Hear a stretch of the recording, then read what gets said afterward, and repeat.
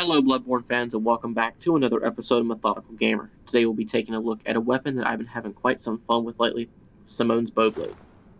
As the name suggests, Simone's Bowblade is a one-handed curved sword that once transformed becomes a bow. In order to wield this weapon, your character will need a base stat requirement of 8 strength, 15 skill, and 9 blood tinge. At plus 10, Simone's Bowblade scales with an S in both skill and blood tinge, as well as a C in arcane. Taking a look over our left-hand weapon, we are using the Evelyn. This weapon requires the base stats of 9 strength, 11 skill, and 18 blood tinge to wield. At plus 10, the Evelyn scales with an S in blood tinge. This build is more or less a cosplay of Simone or Simon from the Old Hunters DLC, so our character is using the Harrowed set. Overall, with the Harrowed set, I like the armor's fashion, and the physical defense for it is not bad.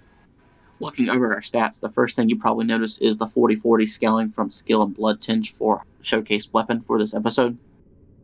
Besides that, the other two stats worth noting is the 40 vitality and the 37 points allocated into endurance. The first thing I would like to talk about Simone's Bowblade is the one-handed curved sword moveset. This moveset has a lot of striking similarities to the curved sword moveset from Dark Souls 2. And just like in Dark Souls 2, this weapon has very focused attacks that have a wide hitbox range. Your generic R1s for this weapon's moveset come off fairly quickly, except for the fourth one in the animation that comes from the left. So keep in mind when you're mashing the R1 button, the fourth strike is when you're most weak to an attack.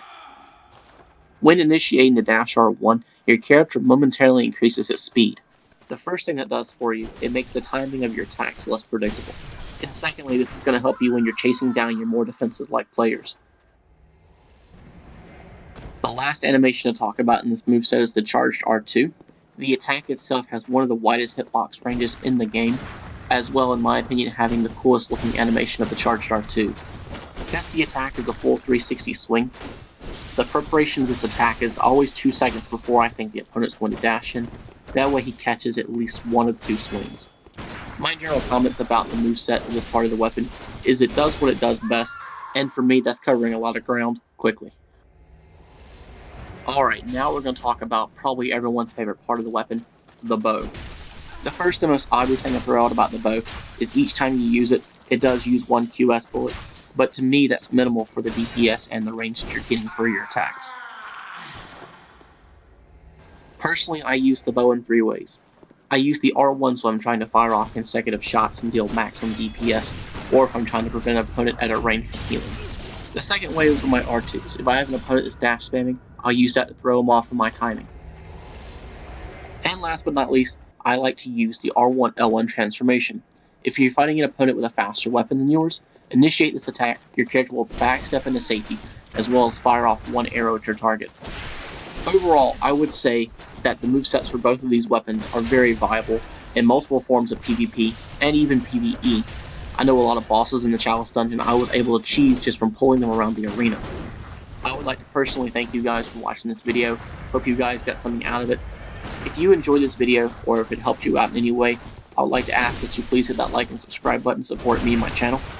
This channel just recently hit a benchmark of 600 subscribers. I'd like to thank you guys for being so awesome and supporting me and watching these videos. I'd also like to let you guys know that I really appreciate your comments on my videos.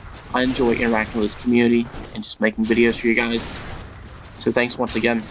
Until next time, remember to play smart and keep on winning.